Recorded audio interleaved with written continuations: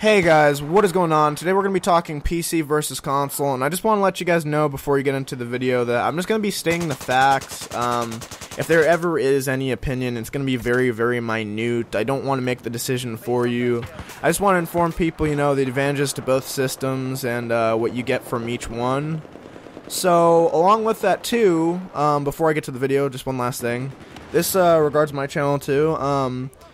The editing for my videos is going to seem like a little bit weird, so I'm trying to go with like lighter videos that don't really require as much editing for the moment, just because I switched to Adobe Premiere. So, coming from Sony Vegas, that's another editing software, I'm just a little bit confused on this, so I'm getting used to it though, and I'll probably be able to start like more regular uploads, you know, next few days, but I might even be able to start as early as in between these videos. But I do plan on making 3 different videos on this, so the first one's going to be really basic, second video is going to be more in depth, third video is going to be my final video, and it's probably going to be the shortest too. We'll see how this takes us, but I did have a list originally. I don't anymore because my phone died, so I'm just going to be freeballing this.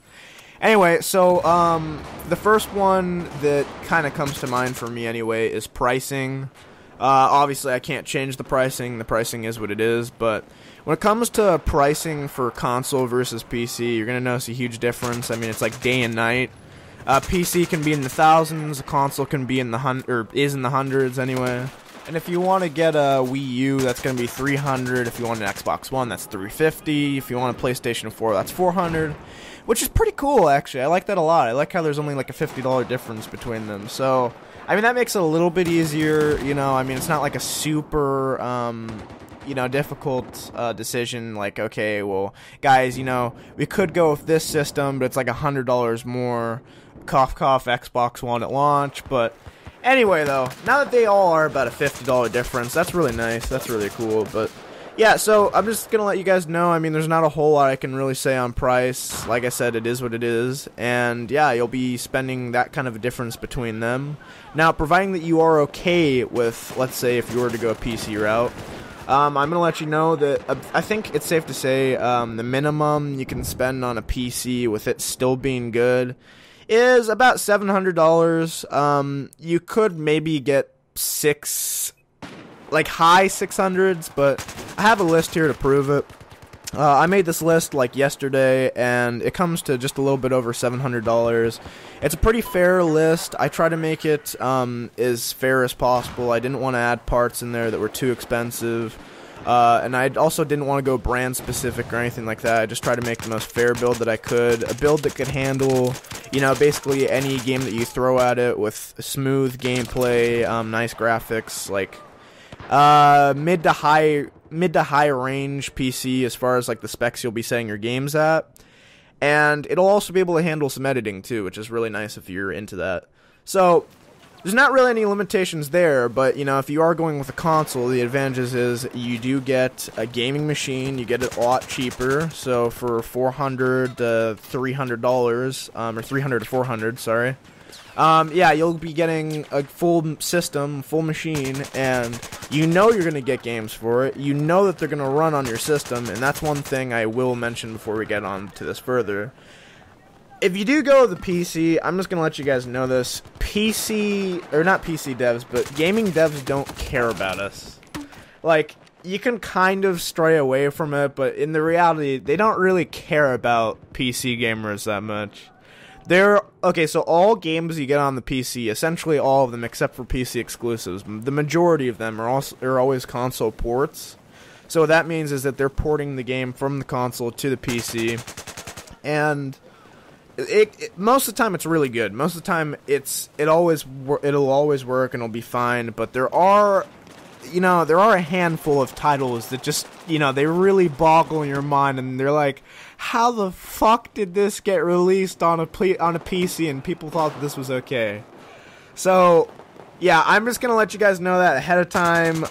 They don't care about us as much. They get really lazy when they're developing for the PC, and it's understandable. Maybe I'll explain that in video 2 or video 3. But anyway, so the next thing is controls, and controls can be very difficult for some people to master, so I'm not really sure actually which one's harder. I think, if I'm right, like, I mean, you could make arguments for either, but The deal with it for me was that, for me coming as a console gamer to a PC, I had a lot of difficulty aiming with the mouse, but I found that, learning, controls on the keyboard, that wasn't very difficult. But I feel like for a lot of people, if you haven't ever gamed before, and again, I'm trying to be as objective about this as possible, if you haven't ever gamed before, I feel like you would probably pick up a keyboard mouse easier because, tell me if I'm wrong here, but like console gamers, they're watching this. When you're aiming, like when you very first picked up a controller and you're trying to manipulate both of the joysticks together to move around, because obviously you have one for moving left, right, backward, forward, and then you have the other one which is looking. When you were very first figuring that out, that can be kind of difficult for some people. Like, I don't know if it's difficult for you, but I feel like that'd be kind of difficult to figure out. So I got a tip for those of you who have trouble aiming with a mouse. Here's the thing, a mouse and an analog stick are the exact same thing. The difference with an analog stick is an analog stick has a limited amount of motion or area that you can move to. Because, you have that little circle that surrounds the analog stick where it says, okay, you can't go too much further out here, otherwise I'm going to block you off. With a mouse, you have unlimited, and I feel like that's where the problem is. People have trouble determining how much they have to move, and with that limiter, they're able to do that. So what you're going to want to do is you're going to want to limit the area of movement just like they do on the joysticks on your controller. So there's a couple ways you can do this.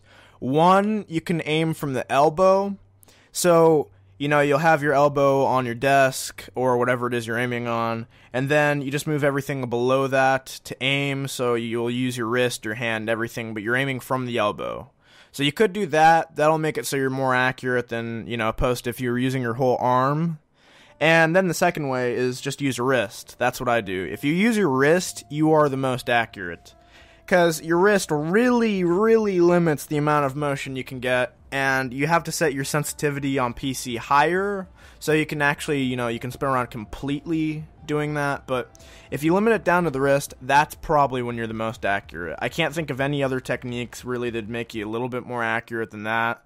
I've heard that people, they limit themselves down to their mouse pad. I think that one's kind of weird, but I don't know. If that helps you guys, you can try that out. And if you're going the other way around from a mouse to a controller, the thing I would say is just play campaigns. Campaigns are a great way, both sides really, just to get you better at aiming. If you're playing an RPG, it'll be a little bit slower, so you'll have more time to get used to it. And if you're playing like a campaign for a shooter, I think that that's a little bit more demanding, but if you can get into that, that'll teach you probably quicker.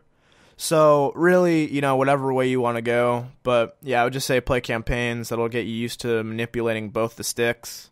So yeah, that's it. I'm going to be covering up obviously more in episode 2 and 3, or video 2 and 3, I should say. But yeah, let me know if you guys liked this. If you guys did, you can show that by leaving a like.